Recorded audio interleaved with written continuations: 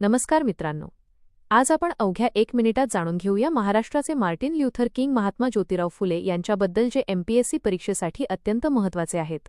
महात्मा फुलेंचा जन्म 11 एप्रिल 1827 रोजी सातारा जिल्ह्यातील कटगुण येथे झाला. त्यांचे पूर्ण नाव ज्योतिराव गोविंदराव फुले असे होते. त्यांच्यावर थॉमस पेन यांच्या राईट्स ऑफ मॅन या ग्रंथाचा मोठा प्रभाव होता. शिक्षणाची दारे सर्वांसाठी उघडताना त्यांनी 1848 पुण्याच्या भिडेवाड्यात मुलींची पहिली शाळा सुरू केली.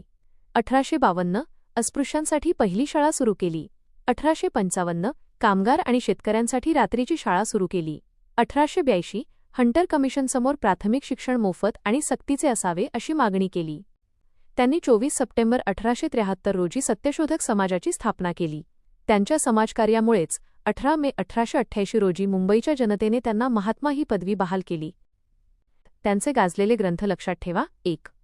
तृतीय रत्न नाटक. 2. ब्राह्मणांचे कसब. 3. गुलामगिरी अमेरिकन कृष्णवर्णियांना समर्पित. 4. शेतकऱ्याचा असूड.